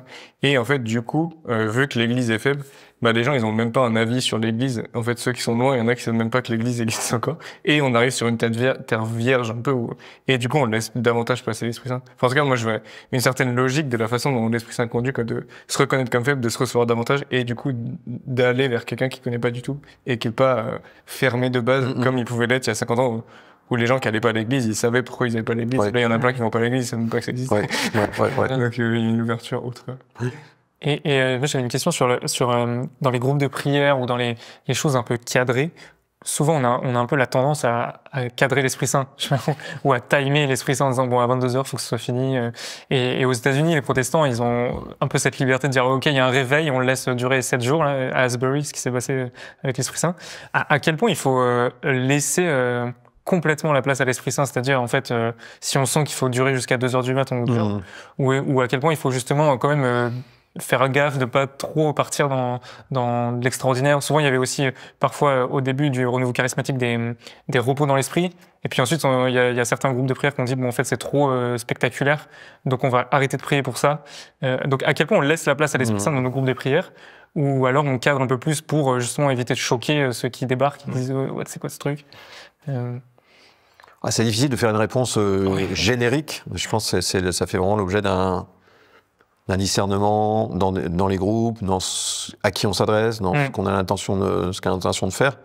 Il y a toujours un équilibre entre, on va dire, une attention à pas... parce que je dirais avoir une espèce de vigueur, dans le discernement. C'est-à-dire que parfois, on peut laisser déborder, mais l'Esprit Saint, il peut faire plus long, mais aussi plus court. Donc, je pense... Non, mais c'est ça qui est intéressant aussi, c'est que, par exemple, moi, un truc qui m'a beaucoup frappé dans la manière, si on revient à les prières de guérison, la manière dont prient un certain nombre d'évangéliques, c'est extrêmement bref. C'est-à-dire que ça va être... ils prient pour quelqu'un, ça dure, je sais pas, 12 secondes. Ouais, l'église de Bethel, ils font ça. Ça m'étonnait de fou. J'avais rencontré l'église et en 10 secondes, ils prient et c'est fini, alors que nous, chez les catholiques, on prend. Ouais, nous, on aurait tendance à dire, il faut commencer à rentrer dans le truc, ça va durer 4 minutes 30 minimum, et même une prière des frères, moi, souvent, je me bats un peu contre ça, ça peut durer un quart d'heure. Mais en fait, donc je veux dire, l'Esprit Saint, c'est pas forcément, si c'est plus long, c'est qu'on a plus laissé l'Esprit Saint. C'est-à-dire, si c'est tout le temps plus long, c'est précisément le signe que, en fait, c'est pas l'Esprit Saint, parce qu'on est en train d'être dans un truc systématique. Donc, l'Esprit Saint, il doit pouvoir faire parfois plus court, parfois plus long, et après, un autre élément intermédiaire, c'est donc, de fait, non mais je pense que tu as raison, il faut aussi parfois s'autoriser à dire, là on sent qu'il y a un truc, on avait prévu ça, en fait, on va bifurquer, quoi. Donc je pense qu'il faut pouvoir s'autoriser des choses comme ça. Mais là encore, moi parfois je vois des lieux où c'est les mêmes personnes qui vont toujours pousser dans on sort à droite et c'est plus long. Donc là, il y a un moment, tu dis, c'est pas l'Esprit Saint qui est en train de piloter. Ouais, mais du coup, tu as un discernement de groupe aussi à avoir. Et en revanche, il y a aussi le truc du milieu, où c'est, en fait, ce qu'on avait prévu vient aussi du Saint-Esprit. Donc ça serait l'articulation entre charisme et les 7 dons du Saint-Esprit. C'est-à-dire que on a prié ensemble, on a réfléchi, c'est-à-dire c'est pas un gros mot de dire on a réfléchi, on a décidé de quelque chose avec une intention, et en fait le don d'intelligence et le don de sagesse, ce sont des dons aussi infus, c'est-à-dire qui passent par les puissances de l'âme. Donc là c'est un truc, je pense c'est un gros point d'attention, c'est-à-dire du point de vue de la perception intérieure, parfois c'est plus saisissant de recevoir un truc un peu extrinsèque de genre il faut continuer. Tu vois, une parole, je sens qu'il faut continuer, j'ai une parole qu'il faut continuer. Mais en fait, ça, c'est pas forcément plus spirituel ou plus l'Esprit Saint que de poser un acte de jugement par l'intelligence, de dire je pense qu'il faudra que ça dure 1h30. Voilà. Tant que quelqu'un pense qu'il y a plus d'Esprit Saint dans le premier cas que dans le deuxième, je pense qu'il ne discerne pas bien comment l'Esprit Saint agit.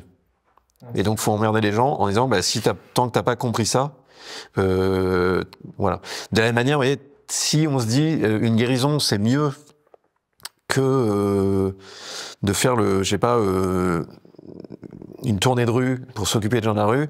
Si on se dit ça, il y a plus d'Esprit Saint là-dedans, c'est qu'en fait, on manque de discernement spirituel. Donc en fait, il y a des petits tests à faire, parce qu'évidemment, c'est plus fascinant de voir un truc outstanding comme ça, le truc qui déborde, quoi. C'est toujours plus fascinant. Mais donc le piège, ça va être de penser que du coup, ça serait ça la marque, quoi. Oui, c'est hyper intéressant. Donc ça, ça fait vraiment partie de ce qu'il faut amener dans la culture et dans la culture charismatique. Parce qu'il y a parfois des mauvais plis qui ont été pris aussi. Ouais. Ça, moi, je le vois, quoi. Donc, faut pouvoir amener des éléments pour dire. C'est-à-dire que, par exemple, si tu interroges Saint Jean de la Croix, qui lui avait des images, des trucs et des machins, il va dire bon, ça, attention, c'est souvent un truc qui te fait perdre du temps dans l'oraison, quoi. C'est-à-dire, lui, son point de vue, c'est pas l'évangélisation, c'est la vie d'oraison. Et dans la vie d'oraison, il est extrêmement prudent. Il voit bien que ces trucs-là sont plus périphériques que les grâces proprement contemplatives, qui sont des choses, je dirais, très très précieuses, mais je veux dire, c'est quelque chose de très profond et qui se reçoit dans la vie de prière et voilà, qu'on peut chercher. Mais là, tu vois, pour moi, c'est un marqueur aussi de dire, est-ce qu'on a identifié que des grâces contemplatives qui vont plutôt se jouer dans le silence et presque parfois l'absence de goût dans la prière sont en fait des réalités, c'est plus surnaturel que de prier pour quelqu'un pour la guérison et qu'il se passe quelque chose. Qui est du surnaturel, mais un peu plus extrinsèque, quoi, d'une certaine manière. C'est hyper intéressant. Voilà. Et donc ça, je pense que c'est des choses qu'il faut vraiment mettre dans la culture. C'est pour ça que quand on traite des questions des charismes, faut les connecter aux autres dimensions de la vie spirituelle. Sinon, il y a un risque qu'on isole un peu le truc, et alors là, on perd en discernement, parce que l'Esprit Saint, on dit parfois, c'est l'architecte aussi de la vie spirituelle. Et donc, normalement, il construit les choses de manière harmonieuse. Voilà. Et donc, s'il y a une rupture d'équilibre, il peut y avoir à un moment un petit déséquilibre, parce que comme je disais tout à l'heure, on sort le spi et ça crée un peu du truc et on se dit oula, il se passe quelque chose, ça c'est normal.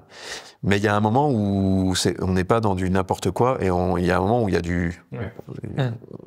on est à la barre, quoi. Saint Paul, il est très net là-dessus. Il dit, en fait, ça doit pas virer à n'importe quoi, vos assemblées, là. Il dit, il y a un moment, s'il y en a 10 qui veulent dire un truc, en fait, non, tout le monde ne dira pas un truc, il y en a que 3 qui vont prophétiser, quoi.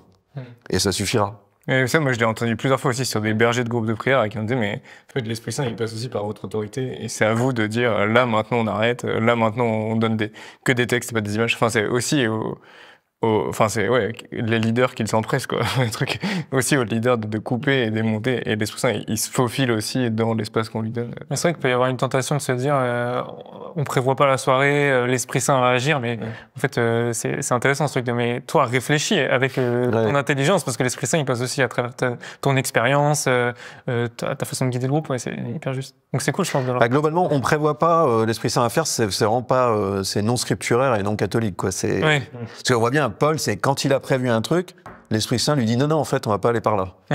Donc, il faut quand même prévoir quelque chose à la base. Donc, en fait, en général, c'est comme Saint Joseph, quoi. Saint Joseph, il a prévu de faire quelque chose, et puis il y a un ange qui lui vient en songe, et puis il lui dit, en fait, ça va se passer autrement, quoi. Et lui, il choisit d'accepter, de recevoir, de s'ouvrir à ça, hein. Comme Paul, quoi.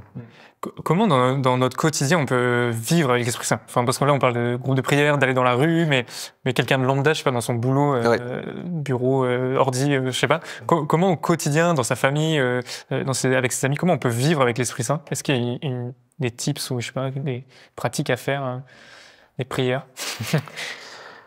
Globalement, c'est l'Esprit Saint, mais j'élargirais en fait, c'est la question de l'écoute intérieure, quoi, l'écoute de Dieu.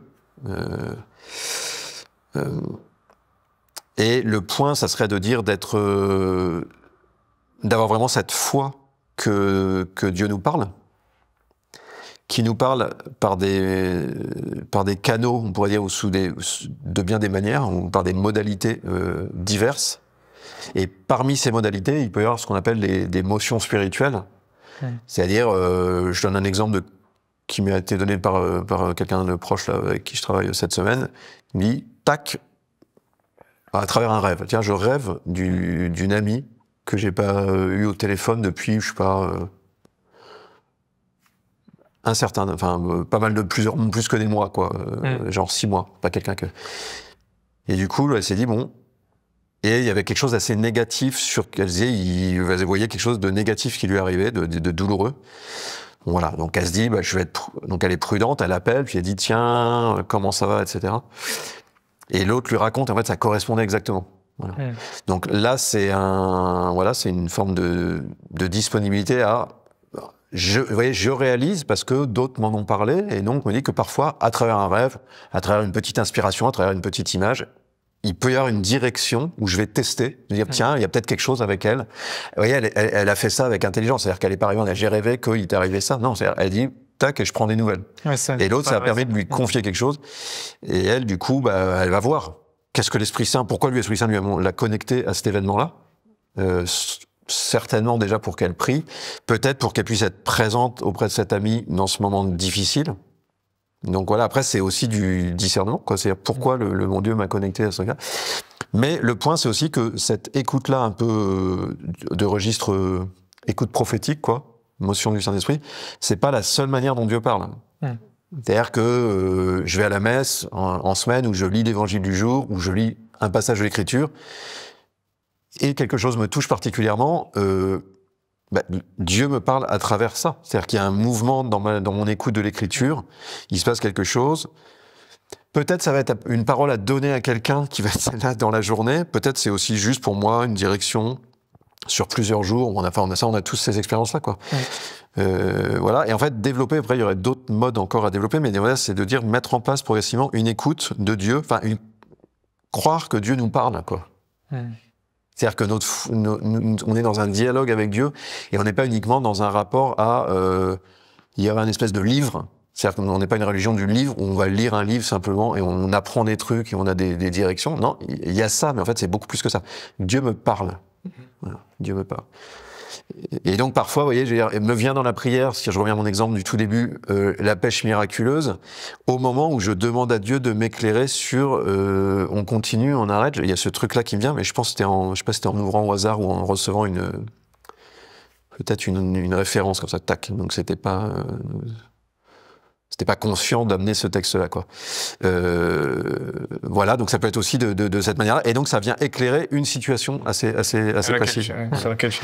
Donc le fait, je pense, c'est important de se dire sans arrêt, pour nous dire des choses sur lui, pour nous dire des choses sur nous, pour nous dire des choses sur les autres.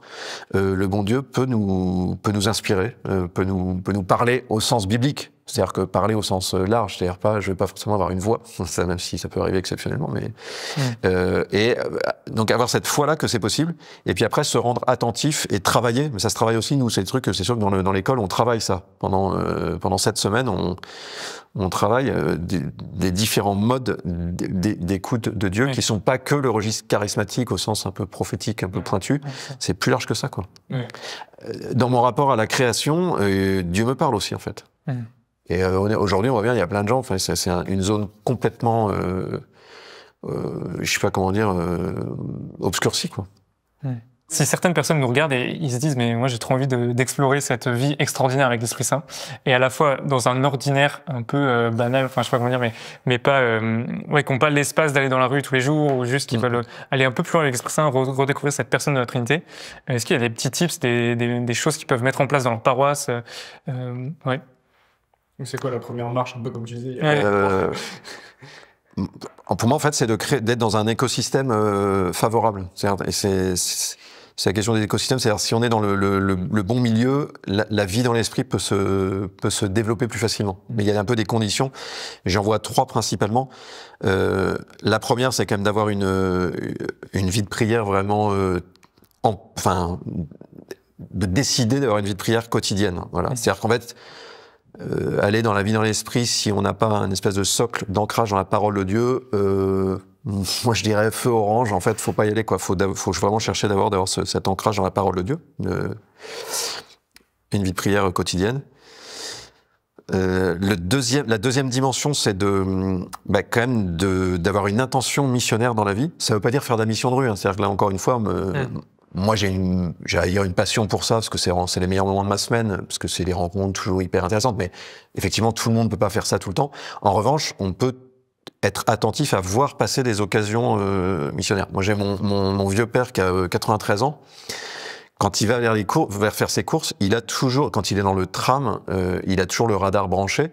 Oui. Toutes les semaines, il me raconte une histoire, quoi. C'est cool. Mais des gens de tous âges avec lesquels, donc, il n'y a pas d'âge, il n'y a pas de, en fait, c'est une intention. Alors après, ça se construit sur le temps. Lui, ça fait plus de 30 ans donc maintenant, c'est sûr, il a une capacité de... T'es dans un terreau favorable. Ouais. Aussi. Donc ça, c'est vraiment une intention missionnaire. Ça veut dire juste dire à Dieu, fais-moi voir les occasions qui se présentent et puis donne-moi de tenter des trucs, quoi. Audace. Voilà. Ça va être avec un copain d'école ou de je sais pas quoi. Je veux dire, y a pas besoin de partir à l'autre bout du monde. Et le troisième élément, c'est la dimension de se coltiner, entre guillemets, la dimension fraternelle de la vie chrétienne. C'est-à-dire qu'il faut surtout pas être tout seul si on veut que se développe la vie dans l'esprit. Donc, être connecté à alors déjà, idéalement, une communauté chrétienne et puis avec un pasteur, au sens quelqu'un qui a une autorité, quoi. Ça, c'est vraiment le mieux. Mais aussi, d'avoir une petite fraternité. Pas forcément, on se retrouve toutes les semaines, machin. Ça, c'est une modalité vraiment qui est géniale, etc. Mais déjà, en fait, d'avoir 2-3 personnes qui ont un peu la même envie. Et mettons, vous voyez, on se dit, en fait, on parle de ça, on voit la vidéo, on se dit, bah, tiens, ouais, comment on peut faire? Et on se met à 3-4 et je sais pas, on a un petit groupe WhatsApp, et une petite expérience, on la partage. Et en fait, il va y avoir du coup de l'édification mutuelle et de l'encouragement, en fait. Et alors moi, dans mon expérience récente, je vois bien que d'être connecté à des petits groupes, des groupes, quoi, ou un écosystème de personnes où on se raconte un peu des choses comme ça, au moment où tu retombes un peu, où tu dis non, mais en fait, bon, t'as l'autre qui arrive puis qui te raconte une très belle histoire, et ça te réédifie la foi, et donc ça rouvre quelque chose intérieurement. On voit bien là, en fait, dès qu'on raconte une histoire, ça, voilà. Ouais, ça nous rebooste. Ça rebooste. On se dit, ah ouais, en fait, c'est possible. Donc, c'est possible. Dieu fait ce qu'il veut, en fait. Si Dieu veut le faire, il peut le faire. C'est ça qu'il faut chercher. Faut toujours chercher à revenir à ce niveau-là. Ça m'aperçoit que j'ai été vautré pendant tout ça. Mais en fait, et ça, pour moi, c'est vraiment une énorme clé. C'est-à-dire, pas tout seul, quoi. Pas tout seul aussi, parce que les autres vont t'encourager, les autres vont te corriger en disant non, attends, là, tu fais n'importe quoi. Non, enfin, faut espérer. Donc, faut au moins que dans la bande, il y ait quelqu'un qui soit plutôt affûté en discernement, qui ait de la sagesse, qui va, voilà, faut pas être 3 énervés ensemble, ça, c'est casse-gueule. Et faut pas être 3 surprudents ensemble, parce qu'il va rien se passer non plus. Mais vraiment, ce petit point-là de dire, on se partage des choses. Et on se raconte des belles histoires. C'est ce que Paul fait quand il revient de mission. Il rassemble l'église, donc ça veut dire, je sais pas combien il était, quelques dizaines de personnes, et il a dit, je vais vous raconter ce que Dieu vient de faire, comment il a ouvert aux croyants les portes de la foi. Donc il dit, je viens de voir des trucs incroyables pendant ma mission itinérante, je vous le raconte, pour que vous ayez le niveau de foi, quoi. Ouais, c'est fou. Très bien. Donc ces 3 points-là, ancrage dans la vie de prière, ne pas être tout seul, et puis avoir une intention missionnaire. Voilà. Dire à Dieu, tu peux te servir de moi pour faire connaître la révélation que moi j'ai eu la chance de recevoir alors que j'ai aucun mérite. Bon, on va aller ressusciter des morts, hein. C'est parti. Déjà évangélisé. Mais merci beaucoup. Ouais. C'était vraiment hyper enrichissant. Enfin, je ressors reboosté aussi. Donc merci pour ce partage. Et puis on prie pour ta mission aussi, de cette Paris, que l'Esprit Saint vienne davantage infuser encore et faire son œuvre. Ouais, super. Puis on a hâte de voir le réveil en France. Alors si je peux faire un petit placement de produit, c'est dans les outils missionnaires qu'on a développés. Il y a si on discute avec un collègue de boulot par exemple, c'est toujours intéressant après de rebondir un peu et de dire tiens, tu pourrais lire ça, tu pourrais écouter ça. Et nous on a développé un petit podcast audio qui s'appelle Dieu fait du stop.